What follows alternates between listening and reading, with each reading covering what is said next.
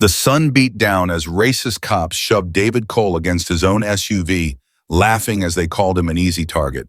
In front of a crowd, they slapped cuffs on his wrist, convinced he was powerless. But their arrogance blinded them to the truth. The man they mocked was the FBI's most feared commander. How far would their abuse go before the tables turned? If this injustice makes you pause, tap like and share the story, because what unfolds next will shock you to the core. At noon, the heat sat on our town like a wet blanket. Asphalt shimmered. The flag outside the courthouse hung limp, too tired to move. Folks did what we always do when summer presses down, rocked slow on porch chairs, sipped iced tea, watched the two-lane like it was television. You could hear the ice crack in the glasses and the faint creak of swings. Nothing urgent, nothing loud. Just that lazy hush that makes you think the day will pass without choosing a side. That's when the black SUV rolled in deep mirror clean, the kind of shine that makes heads tilt. It didn't roar or swagger. It just glided the way a boat does when the pilot knows the river. Old Mr. Gaines paused with his broom. Two teenagers at the gas pump lowered their voices. Even the dog outside the hardware store lifted one ear. A car like that doesn't belong to this street, not on a Tuesday, not at high noon, and everyone knew it without saying a word. Through the windshield, I saw the driver. A black man, a little over 50, if I had to guess. Tall even while seated, shoulders square under a plain shirt, jaw set but not tense. The kind of face a storm would check before deciding where to land. He wasn't scanning for directions like a traveler. He was taking inventory corners, windows, people like a man who understands rooms. Calm, if calm, can be a kind of warning. Two patrol cars were already sitting half a block down on angled the way you angle when random isn't the plan. Engines idled, doors closed, officers inside sunglasses on the polite stillness of men pretending to be bored. The cruiser radios murmured that tinny murmur every southerner knows by sound. I couldn't catch the first line, but the next word carried clear as a bell through the open storefront, blackmail. Another voice came right after, more relaxed than it should have been, expensive SUV, doesn't belong here.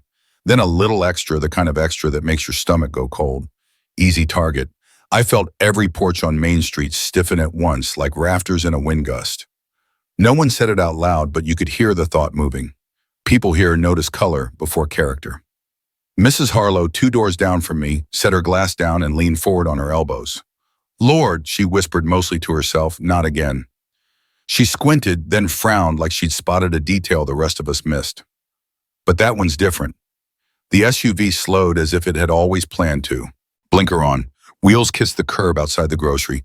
The engine ticked as the heat met the metal. The man didn't rush to cut the ignition or fumble for papers. He just sat for a beat with both hands visible on the wheel line, eyes ahead the way churchgoers keep their hands folded when the prayer runs long. No panic, no searching. If anything, it felt like he had arrived at the end of a sentence he'd started miles back. Behind him, the patrol cars rolled forward, not fast, not slow, lights off, but authority bright as daylight. One cruiser eased up until the chrome bumpers winked to each other. You could smell the mix of hot oil and summer dust. The younger officer, Miller, I'd learned later, pushed his sunglasses up his nose and adjusted his belt in that way young men do when they want the world to see the metal.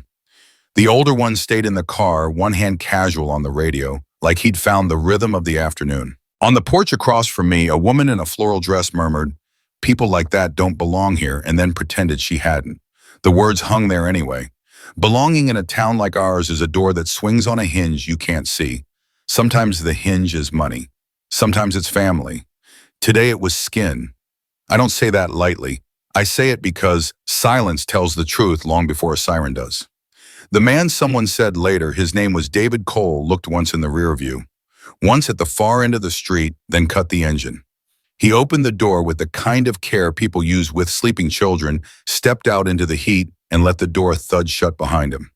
He was taller than I thought, and the light made a silver edge on his hair. He didn't square off or posture. He didn't throw his hands up either. He stood there like a man who knows what's coming and refuses to meet it halfway. Miller opened his cruiser and stepped out like a stage cue had just landed. He didn't say anything yet. He didn't have to. The other officers in the second car adjusted their hats and watched, waiting for their moment to look official. In small towns, we know theater when we see it. The first act is always posture. The second act is paperwork. The third act is the part you dread and remember. I remember every tiny sound, then a soda can hissing open near the auto shop, the click-click of a bicycle freewheel passing behind me, the soft clink of ice in Mrs. Harlow's glass. Tiny sounds get brighter when big things are about to happen. David's gaze moved without hurry across the storefronts, across the windows, reflecting heat, and finally to the officer walking toward him. If his face changed, I didn't see it. What I did see was something I can't dress up: acceptance, not surrender. Patience, not permission. Somebody 2 porches over asked too loudly, "What's he doing here?" Another voice answered from the shadows, "Existing." That settled over the street harder than the heat did. Because the truth is, more than once in this town, existing has been enough to qualify as a problem. The older cop spoke into his radio again, quieter this time. Miller's thumb flicked near his holster, not touching, just reminding. A pair of teens had their phones up now, not bold enough to point them straight, pretending to text while they recorded. I caught my own reflection in the glass, jaw-tight breath, shallow, and felt an old kind of shame. Not for what I'd done, for what I was about to watch. David shifted his weight, not back, not forward. He placed both hands clearly where anyone with an excuse could see them, then let his shoulders settle as if he'd put down a burden only he could feel. The street held its breath. The sun pressed down, and somewhere in the static of the patrol car, the easy certainty of men who believed they owned the afternoon crackled to life. Miller got out like he'd been waiting for a spotlight. Young, tight-jaw sunglasses he didn't need. He squared his shoulders, rolled his neck once, then stepped in close enough to cast his shadow over the door. His voice came easy, too easy for the words he chose. "This car doesn't fit someone like you." The sentence didn't land, it slapped. You could feel it move down the sidewalk like a bad smell. The officers in the second cruiser broke into that short, sharp laughter men do when they want to prove they're not the punchline. One of them nudged the other with his elbow. Another tipped his chin up like he'd rehearsed the expression in a mirror. David didn't answer. He opened his palm and set it flat on the hood finger spread where everyone could see. The metal had to be hot as a skillet, but he didn't flinch. His eyes didn't lock on Miller the way pride wants you to. They went past him over the grocery window, the courthouse steps, the cross street like he was measuring exits he'd never use. "Paperwork," Miller said, though he hadn't asked for it yet. "License, registration." He dragged out the last word like he was testing the shape of it. When David stayed quiet, Miller let a smile creep in. "What? The car has those, but you don't." The second wave of laughter came wider, this time a little louder. "You can hear when a crowd decides cruelty is safe." Mrs. Harlow leaned farther over her porch rail. Again she whispered, voice dry as the weather. "But he's different." She didn't blink while she said it. "I've lived on this street 20 years, and I don't remember her eyes ever holding that kind of worry and curiosity at the same time. A kid in a ball cap couldn't have been more than 19, pulled out his phone and angled it like he was tying a shoe. The red dot popped in the reflection, and I saw the number climb from a handful to a few dozen. "Live," he mouthed, big-eyed, as if saying the word made him braver. Miller stepped in toe-to-toe. He wanted proximity to do the talking. "Sir," he said, "false sweet step out and keep your hands where I can see them." David was already out. His hands were already visible. He turned the smallest amount enough to face the car and kept that palm on the hood. The posture wasn't surrender. It was clarity. I could feel it from my porch. "Look at me when I'm speaking," Miller snapped. He lifted 2 fingers like he was adjusting David's chin, then thought better of touching a man who hadn't given him permission. "I'm not going to ask again." Nothing. Not a shrug, not a twitch. Just the sound of heat working on metal and the little chime from the kid's phone as comments arrived. It's strange what silence does when someone expects noise. It grows teeth. Behind Miller, one of the other officers laughed too hard and swallowed wrong, turned it into a cough. "Must be stolen," he said under his breath, just loud enough to be counted as public. Or borrowed from his boss. The group nodded like a choir that only knows one note. Miller leaned his shoulder into David, a quick shove that said, "Move, prove you're a problem." It wasn't violent. It wasn't gentle. It was bait. David's weight shifted because physics demanded it. Then it settled right back where it had been, like a pendulum returning to true. His hands stayed on the hood. His eyes stayed out there on the edge of town, where the blacktop turns to 2 lanes of sky. The shove should have given Miller what he wanted. Instead, it gave him nothing. He waited for the frown, the jaw clenched, the sputter. When it didn't come, a flush rose under the tan line of his collar. He glanced at his friends, not for help, not yet, but for applause. They gave him the same grin as before, only thinner now, like they were watching a magic trick take too long.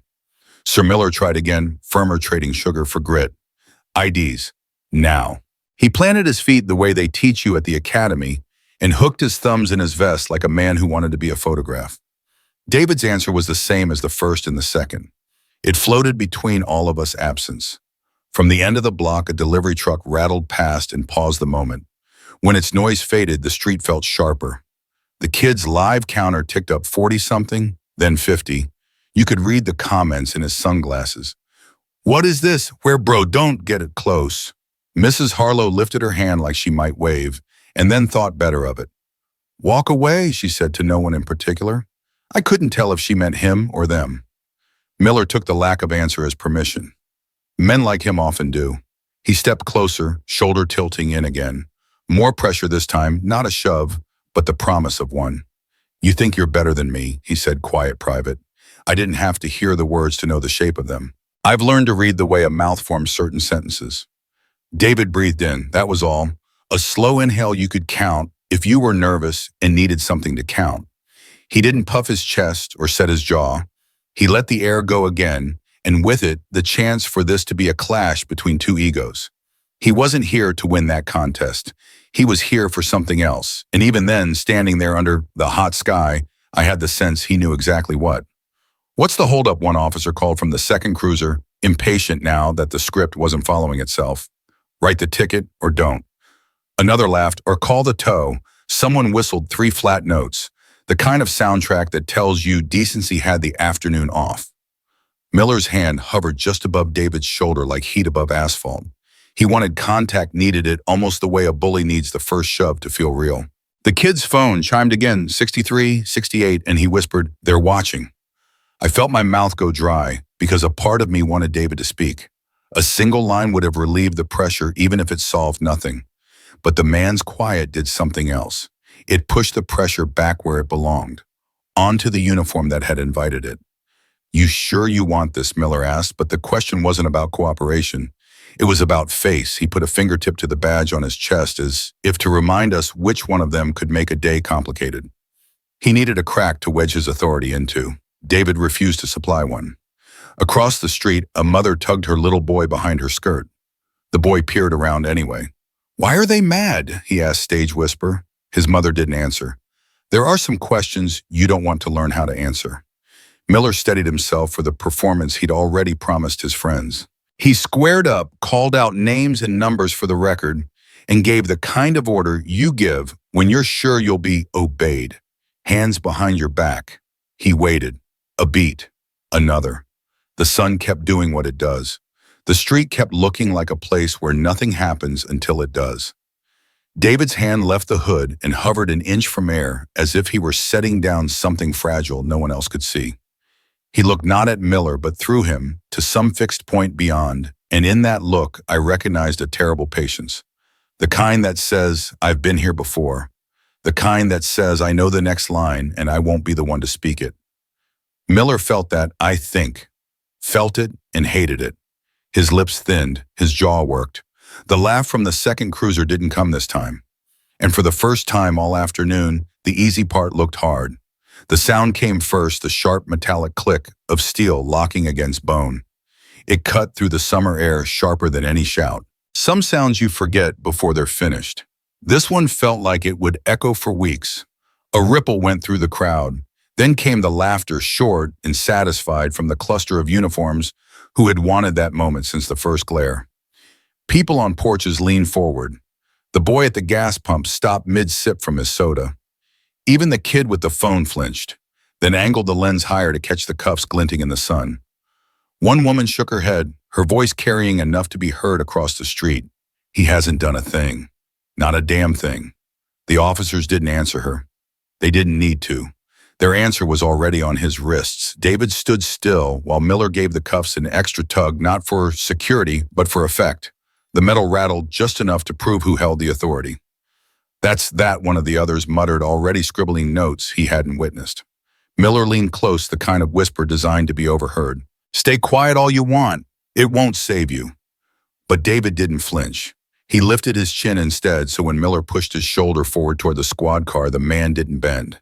He walked, yes, because the cuffs demanded motion, but he walked like someone who chooses the ground rather than someone dragged across it. Each step landed steady. His back didn't hunch. And if you were watching from the sidewalk like I was, you'd swear the uniform was the one straining to keep up. The comments started to stack on the live stream. The boy in the cap tilted his screen so others could see clear racism. Why is he so calm? This looks staged, but it's real. Look at the heat shimmer. The counter jumped 70, 90, 100 and climbing. Mrs. Harlow's voice drifted down again, not loud, but sharp enough to pierce the laughter. He's not scared. She said he knows something. Her eyes didn't leave him. For all her years, she had seen this story too many times. Yet even she could tell this version had a detail wrong. The ending wasn't lining up the way it usually did. A camera shutter snapped. One of the hardware clerks had stepped out, raising his phone high. The image froze mid-sunbeam, the cuffs, the steady stride, Miller's jaw set too tight. Within seconds, he tapped the screen and sent it. Facebook, he muttered. Let's see how far it runs. Around me, people whispered as David passed. Why doesn't he fight? Why doesn't he explain? Who is he? Their voices carried different notes. Fear, disbelief, a flicker of admiration. The officers heard too.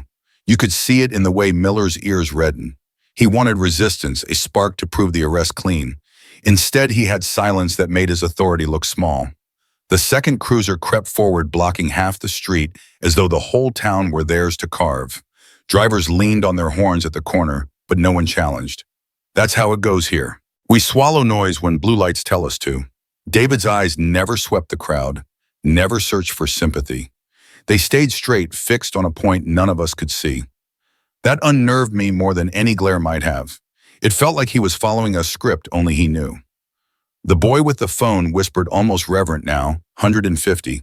He turned his camera back toward himself and whispered to the strangers flooding in, "You're watching this live. This is happening in our town." Behind them, Miller's grip tightened, shoving David a little faster as though speed might make up for the absence of control. "Keep that head down," he ordered. David didn't. He lifted it higher, the sun catching on the silver in his hair. And for a breath, the briefest, every face watching knew who looked more in charge. The heat pressed down harder. Somewhere a church bell rang half past the hour. The cuffs clinked with each step, an unchosen rhythm. Phones kept rising from pockets. Whispers became mutters. Mutters became murmurs. One woman clasped her hand against her chest and leaned toward her friend. "Look at him. He's not afraid at all. He knows something." And in that moment I believed her. Because fear bends a man's back and shame makes him stumble. But David Cole walked steady, head high, like he'd already decided this story wouldn't end the way they thought. They marched David through the station doors like they were carrying home a prize buck. The air inside was cool but stale, the kind of recycled chill that always smells faintly of paper and sweat. At the front desk, the clerk barely looked up, just asked for the charge to type into the system. Miller grinned wide, leaned on the counter, and said it, plain suspicion of a stolen vehicle. That was it. No stolen report, no complaint filed, no evidence, just suspicion, just skin. The clerk tapped the keys without a pause, like that answer was more than enough. One of the other officers chuckled as he passed. "County'll chew him up. He won't even make it to arraignment before he cracks." It was a laugh you could hear in the back of your teeth. They pushed him down the hallway toward the interrogation wing. The fluorescent lights buzzed and flickered in places, casting shadows where you didn't want shadows. The door shut behind them with a heavy thud, and the room felt like it had been built for echo. David sat where they told him, cuffs in front, metal chair scraping against concrete. He didn't lean, didn't fidget, didn't sag into defeat the way they wanted him to. He sat straight back, shoulders set, and for some reason that posture made the air thinner. The officers pretended it didn't bother them. They smirked, traded lines like men in a locker room, but you could see the edge in it. They wanted noise from him, a plea, a curse, anything. What they got was stillness. And in a room made for intimidation, stillness can be the loudest sound. Then came Officer Grant, younger, sharper eyes not long enough in the force to calcify. He slid into the chair by the terminal and began the routine name, address, license plate. The keys clattered, then stopped. On the screen in front of him, one word flashed, red, access denied. He frowned, typed again. The same warning blinked back at him. He adjusted his chair, felt the eyes of the room on his back, and tried a third time harder, as if keystrokes could bully a machine. This time the message was colder. Account unlocked. The laughter started before the silence finished. "What did you do, kid?" "Break the keyboard," one officer barked, slapping the table. Another chimed in, "System glitch. Happens all the time. Just mark him John Doe and move on." They laughed too easily, like boys whistling past a graveyard. Grant didn't laugh. His throat worked as he swallowed. He turned half in his chair, the eyes catching David's across the room. David wasn't smiling, wasn't frowning, just steady calm, like the whole thing had unfolded exactly as expected. The gaze pinned Grant in place, colder than the hum of the fluorescent bulbs, and for the first time I saw a shiver run through the young man's shoulders. "Seriously," Miller said, impatient, "skip the junk and type it in. We're wasting daylight." He kicked the table leg for effect. The other officers nodded, their confidence loud, their fear hiding under the noise. Grant's fingers hovered above the keys, but he didn't move. His eyes darted past the blinds to the parking lot outside. That's when he noticed it, a sedan, black unmarked, idling across the far corner of the lot. No plates, no decals, windows tinted dark enough to hide a congregation. He blinked, leaned slightly to get a better angle. The car didn't budge, didn't flinch, just sat there, patient as a crow on a fence post. Grant shifted back in his seat, face tighter now. He wanted to ask about it, maybe point it out. But when he looked up again, David's eyes were still waiting, steady, certain, and the young officer suddenly knew without anyone telling him that this wasn't a glitch, wasn't an accident, and it damn sure wasn't random. The room carried on with its laughter, the old jokes, and lazy cruelty. But Grant's knuckles were white on the keyboard, his stomach hollow. Out in the lot, the sedan's engine purred low, and across the table, the man they thought was an easy target sat in silence. And somehow it was his silence that filled the room. Grant was the first one to break the rhythm. His voice was low, like he hoped it might slip past the others unnoticed. "This isn't right," he said. "That system doesn't lock me out. Not unless—" He stopped himself, but the words were already hanging in the air. Sergeant O'Connor swung his gaze over, sharp as a belt snap. Big man, red in the face, the kind who'd built a career on volume. "Enough," he barked. "Don't think, don't question. Just write the report the way we always do." His hand slapped the file folder for punctuation. End of story. But the story didn't end.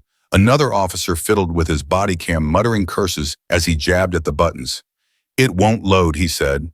"Files are gone." He tried again, harder, as if force would drag the footage back. Same blank screen. Another checked his own unit, same result. O'Connor's jaw twitched. He wanted to call it coincidence, wanted to believe the lie. But even he couldn't make his voice steady. This doesn't happen by accident." One of the older deputies leaned back in his chair, smirking, like the answer was simple. "Then don't worry about it. We'll rewrite the damn thing. Nobody ever checks." He shrugged, easy as tossing dice. Just another John Doe. By next week, no one will remember.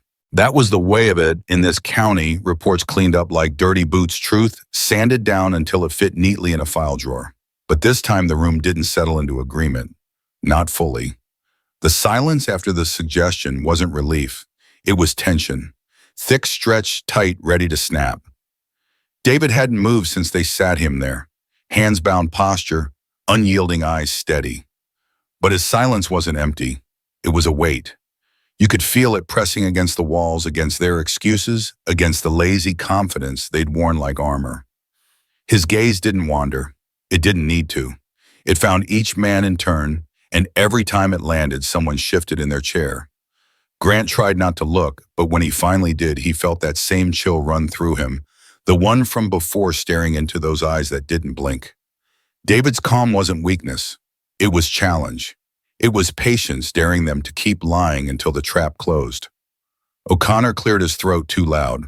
"All right," he said, "we'll put down the basics. Suspicion, non-compliance, whatever sticks. County prosecutor will rubber stamp it like always. His voice carried the certainty of habit, but underneath even he could hear the hollowness. Then the kid with the phone outside shouted. Not words, just a whoop, but it carried through the glass like a gunshot. Officers froze. Grant glanced toward the window. The live counter was still visible in the reflection on the glass, hundreds, now not dozens. The stream had grown teeth. By the time O'Connor barked for the blinds to be drawn, the number was already in the thousands. Twitter feeds lighting up. Facebook shares spreading like brush fire. Racial profiling in broad daylight, one post read. Man arrested for driving while black another. Screenshots, shaky footage, hashtags. And in that room with the fluorescent lights buzzing and the files already lying, the truth was no longer theirs to control. The air shifted. The bravado thinned. Men who had laughed minutes before now chewed the inside of their cheeks, drummed restless fingers, searched for a joke and found none. David just sat there silent, the way a stone sits in a riverbed, unmoving, but forcing the current to break around it. And the longer they watched him, the more it felt like they weren't holding him at all.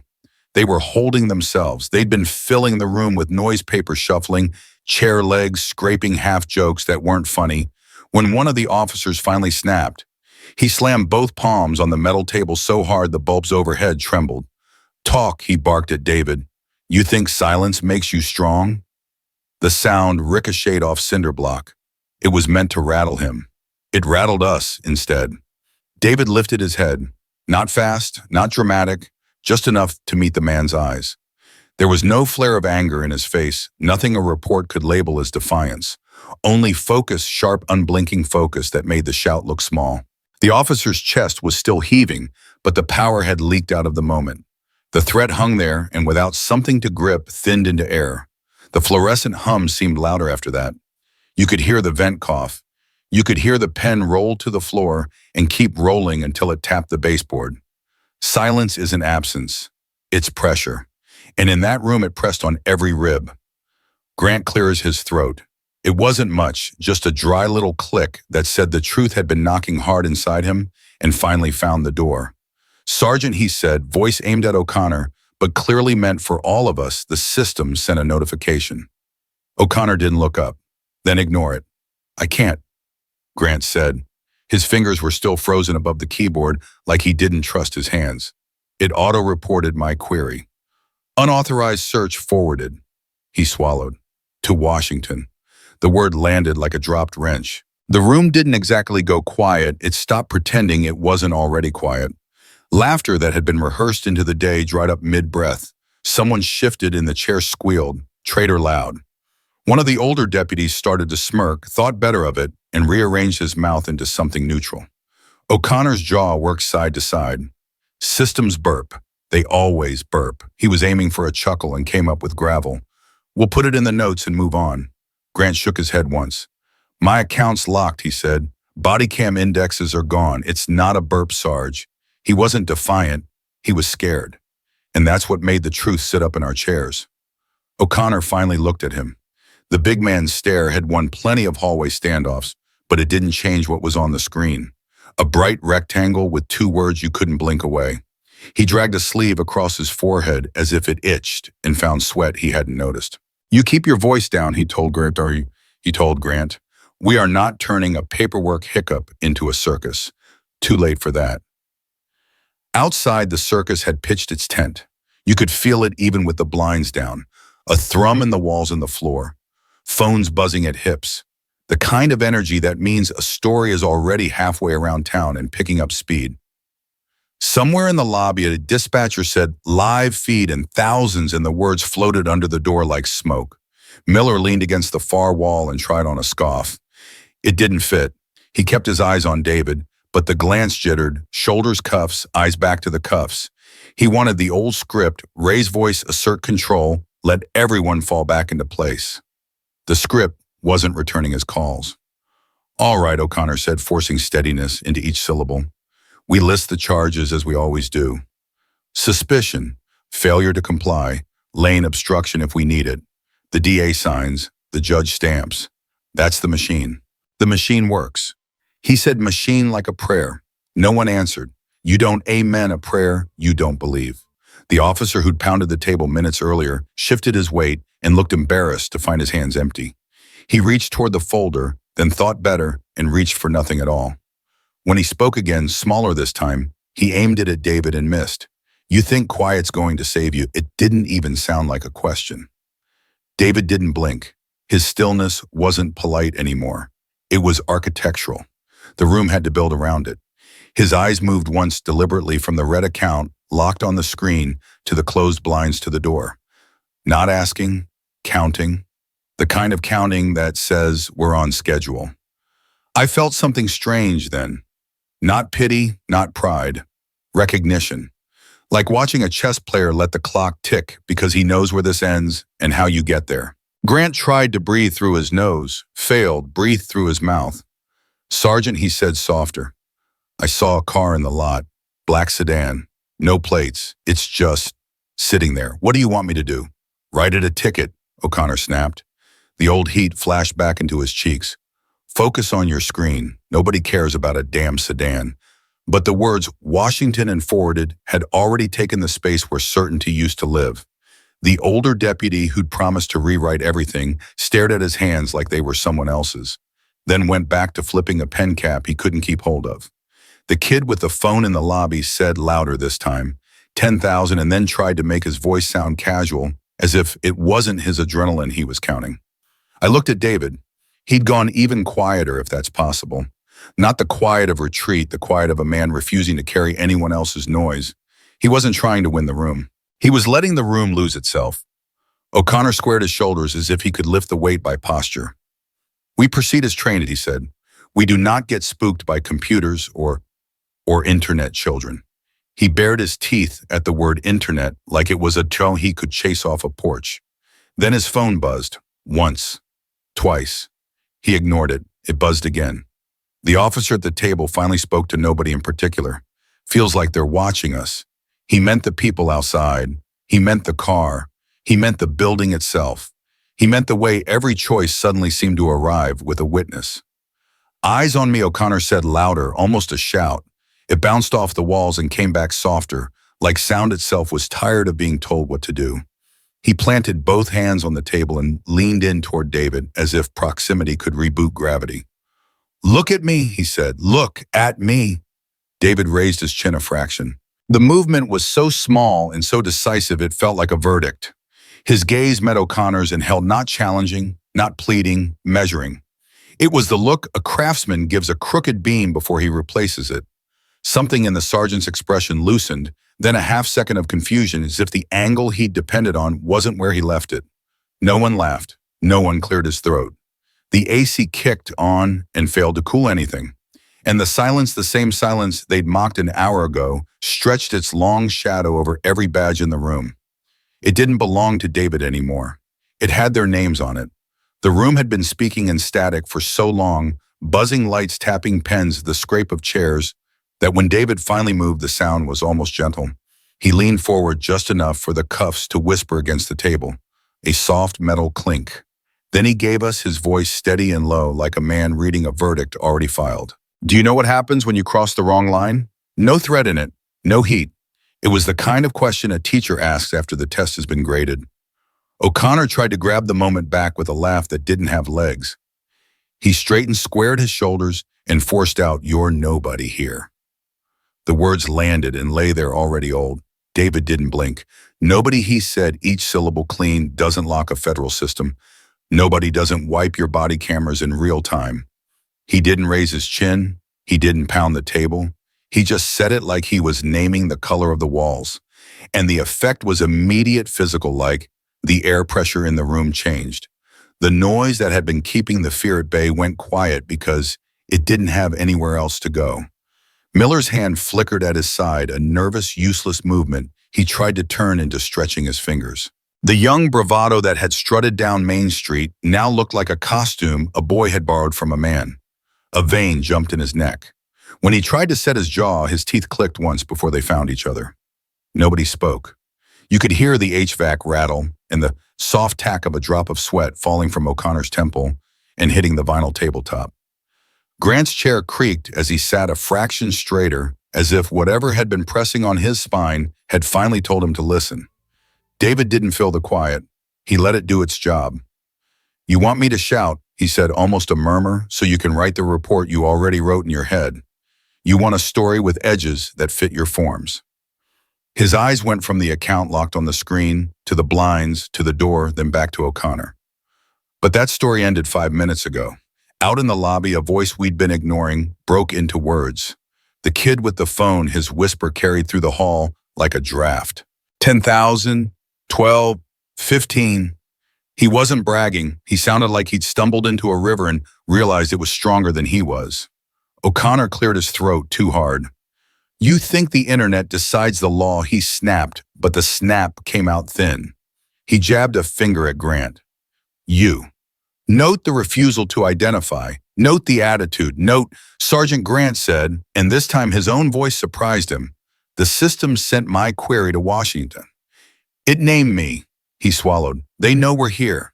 "They always know we're here," O'Connor shot back, but the words had no place to land.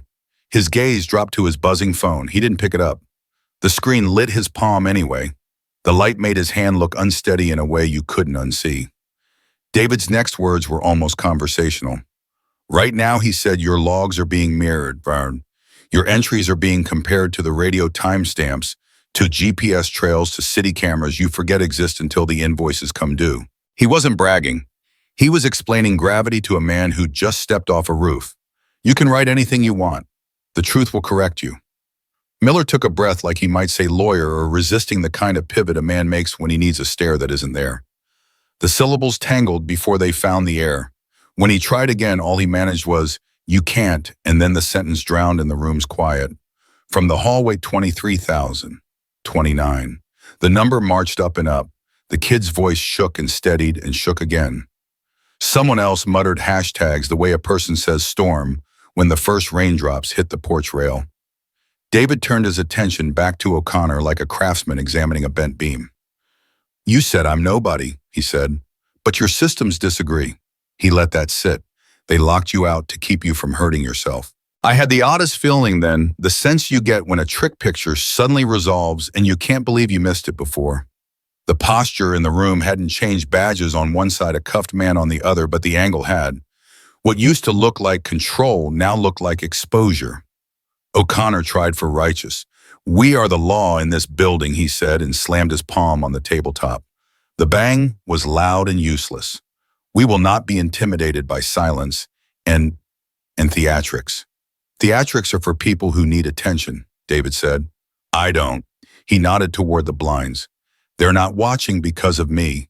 They're watching because of you." It wasn't an insult. It was a diagnosis.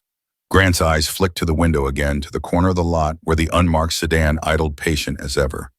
He looked back at David and for a second looked relieved. Relieved the feeling he'd had since the first denial wasn't paranoia. It had a shape. It had a name. The officer who'd pounded the table earlier set his fists down flat now, like he needed to feel they were attached. "What do you want?" he asked, and even he seemed surprised to hear the question leave his mouth. David didn't pretend it was a negotiation.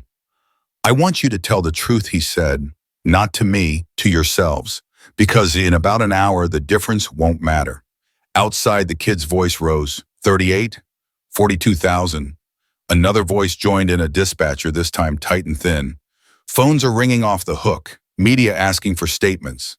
The words slipped under the door like cold air. Miller was sweating now, the line of salt at his hairline cutting a bright path. He stared at the cuffs like they'd appeared on his own wrist by mistake. When his gaze traveled back to David's face, it didn't hold as long. The confidence that had strutted down Main Street could no longer look him in the eye. O'Connor dragged in a breath, found his anger, tried to wear it like armor. "Enough," he said. "We proceed." But the command no longer had a destination. It hovered awkward and then fell away. David leaned back, the cuffs brushing the chain again, metal whisper on metal. The sound was smaller than the first, but somehow louder. He glanced at Grant, not unkindly. "You have a choice," he said, and the words were so simple, they felt ancient. "You can keep walking into the dark, or you can stop." Grant didn't answer. He didn't have to. His face had already decided. In the hallway, the numbers kept climbing. The comments turned from shock to fury to something harder to ignore. The town wasn't small anymore, not where it mattered. And in that room where intimidation had been built into the walls, a single voice had redrawn the map. David's words didn't shout. They cut clean, final leaving no place for the old lies to hide. The tension in that room had been stretched so thin you could almost hear it hum. And then bang, the door slammed open. A lieutenant I didn't recognize stumbled inside, breathless, his collar damp with sweat. His voice cracked as he tried to make it sound like an order call from the state attorney's office. Release him. Now. Every eye in the room froze. For a second, nobody moved. O'Connor blinked hard as though he hadn't heard right. Miller's lips twitched, searching for a smirk that wouldn't come. The younger officers looked at each other, waiting for someone to tell them the world still made sense. Before anyone could argue, the sound of heavy knuckles rapped the door once, twice, then again, faster, sharper. The kind of knock that doesn't wait for permission. The door flung wide and the air shifted like a storm had entered. Men in dark suits and polished shoes poured in, badges flashing at their belts, expressions carved from stone. Not locals, not county, not state. Federal, dozens of them moving with the quiet precision of men who don't need to explain who they are. For a heartbeat, the officers just gaped, their bravado stripped to bone. O'Connor opened his mouth, but nothing came out. Miller stepped back, his hand brushing the wall like he needed it to hold him upright. David rose slowly, the chain of his cuffs clinking once against the chair. No rush, no stumble. He straightened his shoulders as though the moment had been waiting for him, not the other way around. His voice carried low but certain, slicing through the stunned silence. I gave you every chance, but you chose this road. One of the agents stepped forward, smooth and practiced, and unlatched the cuffs with a quick flick. The steel fell away and clattered onto the table loud as a gavel. David flexed his wrist once, not in relief but in finality. Then he reached into his jacket pocket, pulled out a leather case, and opened it for the room to see. The gold seal caught the light. His words came calm, not boastful, each one a nail in the coffin of their certainty. Deputy Director, Federal Bureau of Investigation, Counterterrorism Command. The silence was absolute. Even the buzzing lights seemed to hush. For a long second, no one breathed. The weight of those words pressed on the room, heavier than any badge they had ever worn. Miller's color drained, his jaw slackened, leaving him caught between outrage and panic, neither strong enough to reach the surface. O'Connor's throat worked, but the voice that had barked orders all day found no purchase now. His mouth closed again, his authority collapsing inward like a burned-out barn. Grant's eyes went wide, fear and something else, maybe relief, when David's gaze swept across him. It was the look of a man who had been telling the truth all along and finally had proof. The blinds rattled from the energy outside as voices rose in the lobby. Phones chimed. In the corner, the young kid's live stream caught the moment the badge lifted high, and within seconds the comments were flooding faster than the numbers could refresh. He's FBI. Oh my God. They tried to cuff the deputy director. I've never seen a room turn that fast. 1 minute swagger and smirks. The next minute, men who looked like children caught with matches in a barn. The federal agents didn't posture or shout. They didn't need to. Their presence alone rewrote the script. And standing in the middle of it, finally free of steel, David Cole was no longer the silent suspect. He was the man the most dangerous people in the country feared, and the officers who had mocked him on Main Street now stood choking on their own disbelief while the whole world watched. They didn't raise their voices. They rearranged the room. Agents slid past one another like they'd walked this floor a dozen times already. Cords uncoiled, a case snapped open, a laptop bloomed to life. Someone killed the overhead buzz and rolled in a cart with a monitor big enough to shame the bulletin board. The blue of a loading screen washed over every badge in the room. It felt like dawn in a place that hadn't earned it. Play it, an agent said. The first image came from above our Main Street, seen the way hawks see it. Heat shimmer. The courthouse flag refusing to move. The black SUV easing to the curb like it had been invited. Tiny figures became people as the drone's lens settled. We watched Miller step out, the swagger we'd just witnessed made small by distance. Then sound clean, layered, impossible to argue with. The exact words we'd heard from 20 feet away rang out from 100 feet up. This car doesn't fit someone like you. Laughter followed, crisp enough to cut your finger on. The angle shifted. Hood level now, a bumper cam catching the gleam of steel, David's hand flat on the paint, the shove that wasn't a shove until you called it what it was. A third view picked up the officers clustering the smirk on one man's face as he elbowed his partner. You could hear the slide of the cuffs being drawn from leather. Then the sound we all remembered whether we wanted to or not, the metallic click of authority proving itself. Nobody spoke. Not the county, not the feds, not me.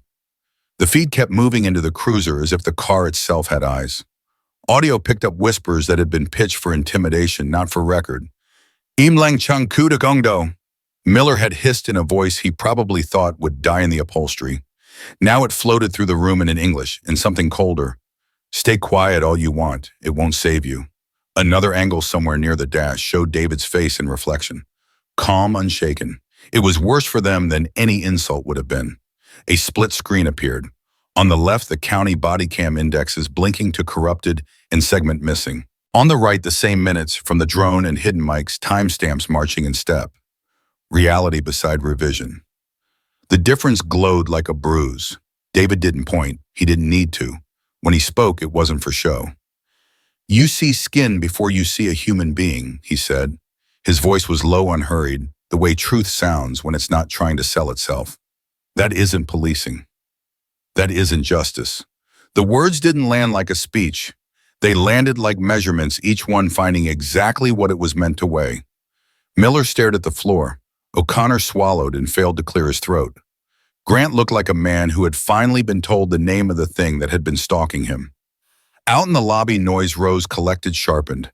The kid with the cap had drifted closer to the station doors so the camera could catch the bustle inside. 100,000, he whispered to someone off-screen. A second later, his voice again, higher now. 200. You could feel the math changing under your feet. Phones lit up. The dispatcher took 3 calls at once, kept saying no comment until it sounded like prayer. Open records, an agent said, and 2 more peeled off toward the file room. The old metal cabinets coughed when they slid open, disgorging years in manila and dust. Labels in marker traffic stops, field notes, complaints, boxes stacked on the table. Folders fanned. Names. Dates.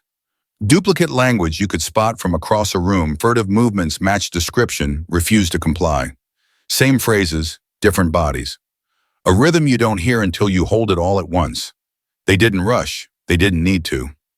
Pages were scanned, logged, bagged. An agent read a line and raised an eyebrow at another. You could see the pattern, and then you couldn't unsee it. Who checked someone had joked earlier? The answer was standing in front of us, hands gloved. The first arrest happened without spectacle. Officer and agent said, voice even, "Turn around, please." The sound of cuffs this time did not feel like triumph.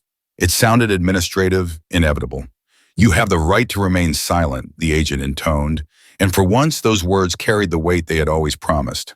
The man nodded, dazed, like he'd woken up in someone else's day. Another followed, different badge, same tone. "Anything you say can and will be used against you in a court of law." The phrases rolled out smooth, practiced, and somehow brand new. It is a strange thing to watch a warning return to its purpose. Miller's body remembered to move before his mind did. He stepped forward, then back, then found his voice and hurled it at the wrong target. "You can't do this!" he shouted, ragged, the words tearing on the way out. He needed them to sound like a rule. They sounded like a plea. From outside, the reply came without names attached. It rose up the hallway, slipped under the door, bounced off the cinder block, and came back stronger. Justice, one voice first, then a dozen, then a wave. The chant didn't ask permission to exist. Press badges started to appear in the lobby glass, local first, then bigger logos, then the kind of microphones that don't bother with decals because everybody knows them. Camera crews jockeyed for a sightline. Someone in a blazer tried to fix their hair in the reflection and failed because their hands were shaking. Sirens, a few streets over, sang the strange harmony of a small town getting national in a hurry. Inside, O'Connor tried to rebuild himself from habit. He straightened his collar, squared his shoulders, and started a sentence with, "In this department, the agent nearest him didn't raise his voice. He just stepped close enough to make hierarchy irrelevant." "Sergeant O'Connor," he said clearly, "face the wall and place your hands behind your back." The old man's mouth opened, closed. He obeyed. When the Miranda began, the room exhaled like it had been holding its breath since noon. Grant drifted toward the edge of the chaos, not out of cowardice, but like a man seeking a place to tell the truth to himself. His eyes flicked once to David. If he expected a nod, he didn't get it. He got something steadier, acknowledgement without absolution. The kind of look that says, choose. Grant lowered his gaze and did not move to help anyone lie. On the screen, the playback reached the moment that had set all of this in motion. The laugh, the shove, the cuffs raised like a prize. The room watched themselves, watching themselves. Nobody liked what they saw. The door to records banged again. More boxes, more folders, a drawer of confiscated phones with their batteries removed and labeled wrong. A bag with cash that had no ledger. 3 pistols tagged unregistered evidence. Each item landed with the weight of a day that just kept deciding to be bigger. Outside, the kid's numbers leapt and leapt. 300,000, he whispered, then louder, 500,000. He wasn't boasting. He sounded careful, like a person carrying something fragile he didn't want to drop. Miller tried one last time, voice raw. You can't, but the chant outside buried him. Justice, justice, the word rolled through the building like weather. He slumped, not from force, but from the thing that comes after you realize the mirror was never lying. An agent touched his elbow, gentle and firm, and turned him to the wall. I looked at David. He hadn't moved much since the cuffs came off. He didn't smile. He didn't gloat. He stood in the center of a storm he had refused to start and refused to run from. When he finally spoke again, it was barely above a conversation. This isn't about today, he said. It's about every day that looked like today and didn't make it to a screen. No one argued. What would you say to that, to the footage, to the files, to the chant that remembered how to name the thing it wanted? The station? For as long as I've known, it had been a place where stories were shaped to fit forms. That afternoon, the forms had to fit the story. And for the first time in a long time, the room felt honest, not because anyone had decided to be, but because reality had walked in wearing a badge of its own. The station doors opened not to more chaos, but to a wall of microphones and lenses. Reporters had spilled into the street cords, coiled around their shoes, cameras blinking red, as if they couldn't afford to miss a second. The crowd hushed when David stepped into the sunlight, no cuffs on his wrist now, only the weight of 100 eyes waiting to see what he would make of this day. He didn't raise his arms. He didn't shout. He stood as he had all afternoon, steady, unshaken, and let the hush settle before speaking. Today is not about me, he began, voice carrying like a bell in the heavy air. This is about a system that has rotted. Justice is not a privilege. It is a responsibility. The words rolled out plain without decoration, but they struck harder for it. Cameras zoomed in. Reporters leaned forward, pens pausing mid-scribble. Behind him, agents moved officers out in cuffs, the same Miranda rights once wielded like a weapon, now read back to them like scripture. Their faces were pale, stripped of swagger. The contrast sharpened his words until they cut. David lifted a folder, one of the old files pulled from the dusty cabinets, and held it up for all to see. Every record will be reviewed. Every victim will have a voice. We are expanding this investigation statewide. He let the promise hang there, not as threat, but as guarantee. The cameras caught everything, the rows of uniforms led past flashing bulbs, the way the crowd pressed closer, not in anger, but in awe. A woman in the front covered her mouth with her hand, tears streaking down her cheeks. Mrs. Harlow stood a step back, her voice just audible in the hush. Finally, justice has come. The applause started small, uncertain, then gathered like thunder rolling across plains. It wasn't wild cheering. It was something heavier, relief, vindication, grief turned outward. People clapped as though they were holding each other up with their hands. David turned then, his gaze finding Grant at the edge of the scene. The young officer looked smaller than he had an hour before, his face pale, but his eyes searching. David stepped close, set a firm hand on his shoulder, and spoke quietly enough the microphones had to strain. You can be different. Choose the right road. Grant nodded, lips pressed tight, the kind of nod that looked less like agreement and more like a vow whispered to himself. David stepped back, scanned the faces one last time, and walked toward the waiting SUV. The crowd parted without being told, the hush returning like a tide drawing back. When he climbed inside and the door shut, people didn't just see an official leaving. They saw the embodiment of something older. Harder justice carried in silence and patience, in the refusal to break. As the SUV rolled away and the taillights disappeared into the evening glare, the street didn't erupt. It breathed. People looked at one another as if asking silently if what they'd witnessed had truly happened here, in this little town where stories like this usually died quiet. And in that breath, one truth remained, heavy as stone and light as fire. Real strength is not in the shout. It is in the patience to let the truth reveal itself. ChatGPT deny. And that's the heart of it, patience, truth, and the courage to face injustice without losing yourself. Stories like David's remind us that justice isn't loud, but when it comes, it changes everything. If this story spoke to you, please take a moment to hit the like button and share it with someone who needs to hear it. And don't forget to subscribe to Mr. Max Stories for more powerful and meaningful stories like this one. Your support means the world to us. It gives our team the strength to keep creating stories that matter. Remember, when you see our name, Mr. Max Stories, think of resilience, truth, and justice. That's our symbol, and we carry it with you.